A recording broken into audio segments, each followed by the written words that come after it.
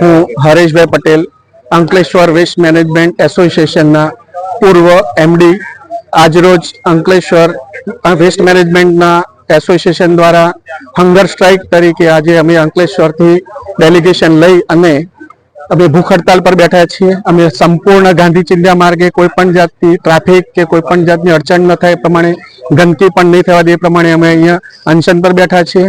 અનશન પર બેઠવાનું કારણ તો એવું છે કે અંકલેશ્વર વેસ્ટ મેનેજમેન્ટ લિમિટેડે 365 દિવસ પૂર્વે અમારી કન્સેન્ટ ટુ એસ્ટાબ્લિશ માટે એટલે સીસીએ માટેની એપ્લિકેશન કરેલી છે, જેનું નિરાકરણ અહીંયાથી આવતું નથી અને નાના નાના કારણો બતાવીને અમારી કન્સેન્ટને ડિલે કરવામાં આવે છે।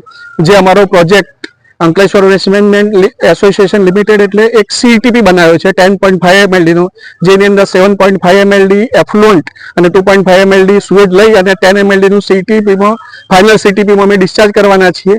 જે અંકલેશ્વરના 500 થી ઉપરાંત 521 થી ઉપરાંત અમારા અંકલેશ્વર વેસ્ટ મેનેજમેન્ટના મેમ્બરો છે, જેઓના એમએસએમઈ મેમ્બરો છે, જેઓનું ભવિષ્ય આના ઉપર નિર્ભર છે। એક બાજુ આપણા વડાપ્રધાન શ્રી નરેન્દ્ર મોદી સાહેબ 5 ટ્રિલિયન ઇકોનોમીની વાતો કરે છે, જ્યારે અંકલેશ્વરના ઉદ્યોગપતિઓ આ બધું ઇન્વેસ્ટમેન્ટ કરીને બેઠા છે, જેમને ઘણું ટૂંપી દેવામાં આવ્યું છે।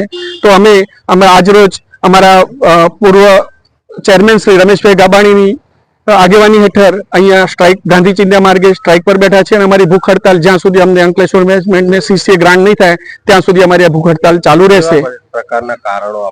અમને કારણ એવા આપવામાં આવે છે કે તમારે ત્યાં એફ્લુઅન્ટની જે ઇનલેટ નોર્મ્સ છે જળવાતા નથી। ખરેખર અમને જે ઇનલેટ નોર્મ્સ આપ્યા છે ત્યાંથી સેમ્પલિંગ થતા નથી અને કોઈ સી પમ્પિંગ સ્ટેશન કે બી પમ્પિંગ સ્ટેશન જે અમારા પેરીફેરીમાં નથી આવતા એવી જગ્યાએથી સેમ્પલિંગ કરવામાં આવે છે। અમારા ઇનલેટ નોર્મ્સ અને અમારા ડિસ્ચાર્જ નોર્મ્સ કમ્પ્લીટ મેન્ટેન થાય છે, પણ એકવાર અમને પરમિશન આપે તો અમારા ડિસ્ચાર્જ નોર્મ્સ તો મેન્ટેન થાય ને।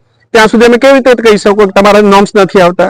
અમને પહેલા તો ચાલુ કરવાની પરમિશન આપો, પછી અમને 3 મહિનાનો ટાઈમ આપો, 3 મહિનાની કન્ડિશનલ તમે જુઓ સીટીપી ના નોર્મ્સ બરાબર આવે છે કે નહીં, ના આવતા હોય તો પછી અમને ક્લોઝર આપજો, નોટિસ ઓફ ડાયરેક્શન આપજો, પણ પરમિશન તો આપો।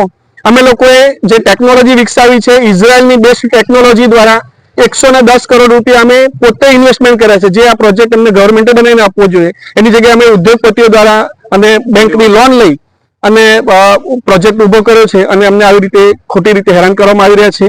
કઈ અદ્રશ્ય શક્તિ આમાં હાથ કરી અમારા ડાબી રહીતી હાથે અમને હમણાં ડિક્લેર પણ થયું છે। અમારે ત્યાં બીજો નાનો સીટીપી છે જેના મૂવીઓ દ્વારા અમને આ અડચણ આવી રહ્યું અમને પોતાને પ્રતીત પણ થાય છે અને હવે જગ જાહેર પણ થઈ ગયું છે। એનવારો ટેકનોલોજી લિમિટેડ કરીને કંપની છે જેના દ્વારા અમને આ અડચણ કરવામાં આવી રહી છે। એ લોકોને એવું કહેવું છે કે અમારા મેમ્બર એમાં ટ્રાન્સફર થઈ જશે, પણ અમે જે ઉદ્યોગો દ્વારા જે 10 mld સીટીપી સ્થાપ્યો છે 100% નો પ્રોફિટ નો લોસ પર બેચ છે, જેમાં ઉદ્યોગ જગતને ખૂબ મોટો લાભ થવાનો છે। એટલે કોઈનું આર્થિક અમે તકલીફ ન પડવા દેવા માટે કારણ કે ધરી રહ્યા છે એ જગ્યાએ કોઈને પ્રોફિટ મેકિંગ કંપની અમને દાબી રહી છે। અમારો ધ્યેય છે કે 100% નો પ્રોફિટ નો લોસ ધોરણે આ ઉદ્યોગકારો દ્વારા ચલાવાતો સીટીપી ચલાવો અને ઉદ્યોગ જગતને ફાયદો કરો, જેથી અમારી ઇકોનોમી ઇન્ડિયાની ઇકોનોમીને પણ અમે આમાં સહભાગી થઈએ એવી આશા રાખીએ છીએ। ઉદ્યોગ મિનિસ્ટરને પણ વારંવાર રજૂઆત કરી છે। આજે પણ ઉદ્યોગ મિનિસ્ટર પાસે, ઇવન પર્યાવરણ મિનિસ્ટર સાહેબ પાસે પણ અમારા ઉદ્યોગપતિઓ આજે પણ અત્યારે પણ ગયેલા છે। ત્યાં માન્ય ઠાકર સાહેબ પણ ત્યાં એમને બોલાવ્યા છે, અમને હાલત સાંભળવા મળી છે કે એમને પણ ત્યાં બોલાવ્યા છે, પણ અમારી માંગ જ્યાં સુધી પૂર્ણ નહીં થાય ત્યાં સુધી અમે ગાંધી ચિંધ્યા માર્ગે આ જગ્યા પર અનશન કરવા માટે પ્રતિબદ્ધ છીએ।